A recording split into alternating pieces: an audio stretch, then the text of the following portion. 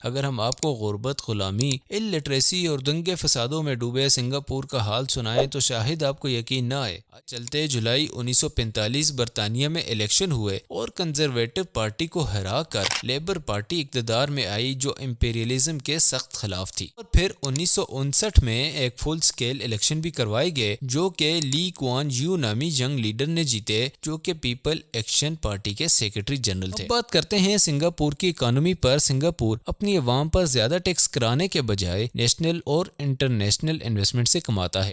Asia کے سب سے امیر ملک Singapore کا نام سنتے ہی ذہن میں ایک سٹیبل اکانومی، تجارت، ملٹی کلچرزم، ٹورزم اور مہنگا طرز زندگی ذہن میں آتا ہے۔ سنگاپور دنیا کے مہنگے ترین ملکوں میں سے ہے، پر یہ سنگاپور کا وہ چہرہ ہے جو پچھلے کچھ سالوں میں وجود میں آیا ہے۔ اگر ہم آپ کو غربت، غلامی، الٹریسی اور دنگے فسادوں میں ڈوبے سنگاپور کا حال سنائیں تو شاید آپ کو یقین نہ آئے۔ آئیے آپ کی بکٹ لسٹ میں موجود سنگاپور کی تاریخ سے آپ کو آگاہ کرتے ہیں اور ساتھ ہی اس قدر ترقی یافتہ معیشت کا راز بھی جانتے ہیں۔ دوستو، سنگاپور ساؤتھ ایسٹ ایشیا میں موجود ایک چھوٹا سا ملک ہے، اتنا چھوٹا کہ اس کے دنیا کے نقشے پر ڈھونڈتے ہوئے بھی وقت لگتا ہے۔ اس کا کل رقبہ 710 کلومیٹر اسکوائر ہے۔ ملیشیا کے جنوب میں موجود سنگاپور ایک آئی لینڈ ہے اور اسٹریٹ آف جوہر ملیشیا اور سنگاپور کو ایک دوسرے سے الگ کرتی ہے۔ سنگاپور کی پاپولیشن 6 ملین کے قریب ہے۔ سنگاپور کا نام سنسکرت لفظ کا نکلا ہوا ہے جس میں سنگ کا مطلب لائن اور پورا کا مطلب شہر ہے، یعنی کہ line city. Singapore 4 Asian tigers میں سے ایک ہے۔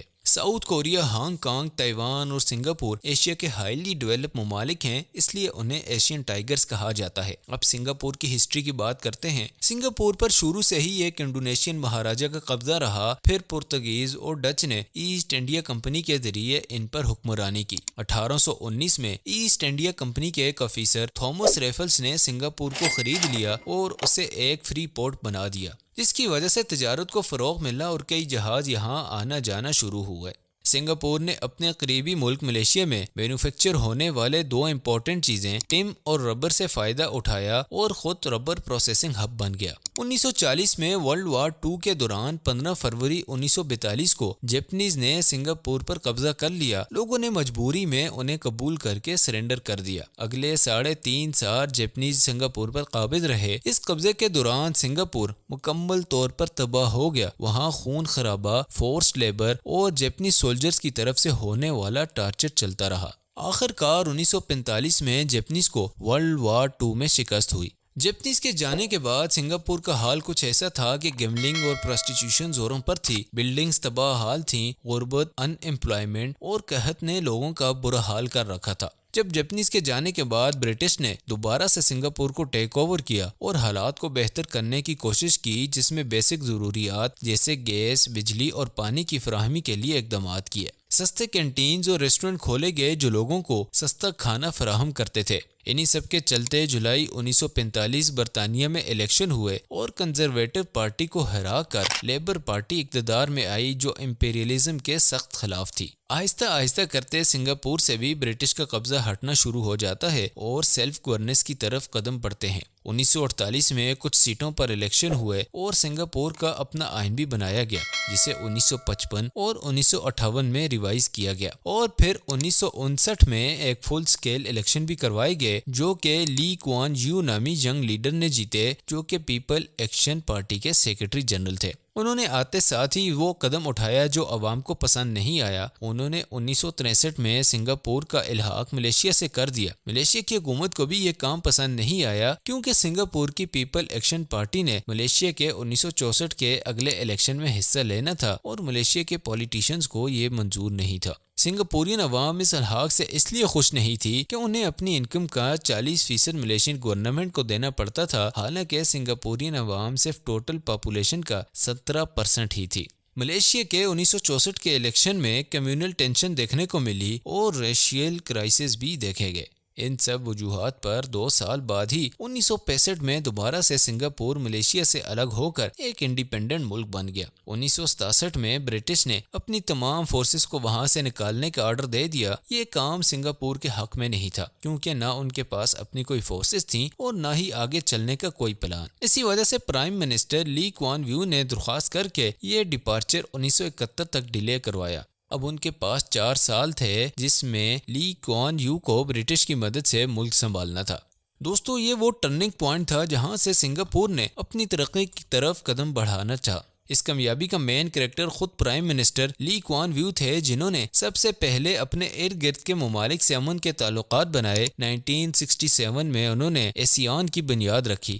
ایسوسی ایشن of south East Asian nations نامی اس آرگنائزیشن میں 5 ملکوں کے فارن منسٹر مل کر مختلف فیلڈز میں کوآپریشن پر کام کریں گے، جیسے کہ economics, social, cultural, educational field. مل کر ان تمام 5 ملکوں کی امن اور سلامتی پر بھی کام کیا جائے گا۔ ملک کی سیفٹی اور سیکیورٹی کے لیے پرائم منسٹر نے نیشنل سروس کو متعارف کروایا، جس میں ہر سال 16 سال کی عمر سے اوپر لڑکے کو رجسٹر کرنا ہوگا اور ٹریننگ کے بعد کبھی بھی اسے سروس پر بلایا جا سکتا ہے۔ اس کے علاوہ ملک میں پرائمری ایجوکیشن کو کمپلسری کیا گیا، بہترین انفراسٹرکچر کے پبلک سکول بنا کر دیے گئے۔ اس بات کی بھی یقین دہانی کروائی گئی کہ ملک میں کوئی سیگریگیشن یا ڈسکریمنیشن نہ ہو، یہاں ہر ریک سے تعلق رکھنے والا بندہ برابر ہے۔ اور سنگاپور ایک ملٹی کلچرل اور ملٹی ریشنل ملک ہے، جہاں ڈسکریمنیشن کے عمل کو مکمل طور پر ختم کرنے کے لیے ایتھنک انٹیگریشن پالیسی بنائی گئی، جس کے مطابق ہر بلڈنگ میں 21% ملائز، 84% چائنیز اور باقی فیصد انڈینز موجود تھے۔ یہ وہی ریشو ہے جو ایتھنیسٹی سنگاپورین پاپولیشن میں رکھتی ہے۔ اسی طرح کسی بھی قسم کی ڈسکریمنیشن کا کوئی جواز نہیں بنتا۔ 1990 میں maintenance of religious harmony act pass کیا گیا، اس میں ایک پریزیڈنشل کونسل بنائی گئی اور بڑے بڑے ریلیجیس گروپس کے کچھ ممبرز کو چنا گیا، جن کا کام ملک میں موجود ملک کے تمام ریلیجیس گروپ کے درمیان امن قائم رکھنا تھا اور کسی بھی ناخوشگوار واقعے کو روکنا تھا۔ ہر سال 21 جولائی کو سنگاپور میں ریشیل ہارمونی ڈے منایا جاتا ہے، جو کہ ایک یونائٹڈ ملٹی کلچرل کا منہ بولتا ثبوت ہے۔ دوستو اس ملک کو مزید بہتری کی طرف لے کر جانے کے لیے پرائم منسٹر نے 1 اکتوبر 1968 کو کیپ سنگاپور کلین کیمپین کا آغاز کیا۔ لی کوان ویو کا سنگاپور کو ایشیا کا صاف اور گرین ملک بنانے کا خواب آج حقیقت بن چکا ہے، جبکہ سنگاپور کا نام دنیا کے کلین اور گرین ملکوں میں شامل ہے۔ 1992 میں سنگاپور نے چنگم کو بین کر دیا جاتا ہے۔ ایسی کوئی بھی چیز جو صفائی کی اس کیمپین کے لیے خطرہ ہو، جیسے تھوکنا، گند پھینکنا اور سموکنگ کرنے پر بھی بھاری فائن لگانے کا ارادہ کیا گیا اور اسی پر عمل بھی کیا گیا، تب ہی آج سنگاپور میں چھوٹے بڑے کرائمز نہ ہونے کے برابر ہیں۔ دوستو اب ایک اور مسئلہ سلمز کا تھا، جہاں سے سنگاپور بھرا پڑا تھا۔ 26,000 فیملیز کو سلمز سے نکال کر پبلک ریزیڈینشل بلڈنگز میں شفٹ کیا گیا اور انہیں گیس، پانی اور بجلی کی سہولیات فراہم کی گئیں۔ 2021 کی رپورٹ کے مطابق سنگاپور کے 80% لوگ انہی پبلک ہاؤسنگ سوسائٹیز میں رہتے ہیں جو کہ حکومت نے انہیں فراہم کیے تھے۔ اس سب کے بعد دھیان اربن پلاننگ پر دیا گیا۔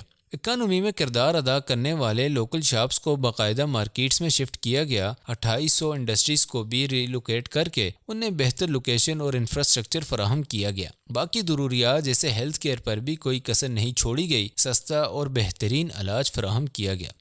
اتنے کم ایریا میں اتنی پاپولیشن کی انڈیویجول ٹرانسپورٹ ممکن نہیں تھی، اس لیے پبلک ٹرانسپورٹ کو فروغ دیا گیا، جس کے لیے پرسنل گاڑی لینے کے مرحلے کو مشکل جبکہ پبلک ٹرانسپورٹ کو ایزی اور سستا بنایا گیا۔ سنگاپور اس وقت دنیا کی سب سے سستی پبلک ٹرانسپورٹ فراہم کرتا ہے۔ اب بات کرتے ہیں سنگاپور کی اکانومی پر۔ سنگاپور اپنی عوام پر زیادہ ٹیکس کرانے کے بجائے نیشنل اور انٹرنیشنل انویسٹمنٹ سے کماتا ہے۔ اکانومی کو بڑھانے کے لیے سنگاپور نے اپنی لوکیشن سے بہت فائدہ اٹھایا اور ملک کو انٹرنیشنل بزنس کے لیے اوپن کیا اور بزنس کے لیے آسان مواقع فراہم کیے، اور اب سنگاپور دنیا میں بزنس کرنے کے آسانی کے لحاظ سے دوسرے نمبر پر ہے۔ انہی بزنسز کو فروغ دینے کے لیے کرپشن کو ختم کیا گیا، جس کے نتیجے میں آج سنگاپور دنیا کی چوتھی لیسٹ کرپٹ کمپنی کا ملک ہے۔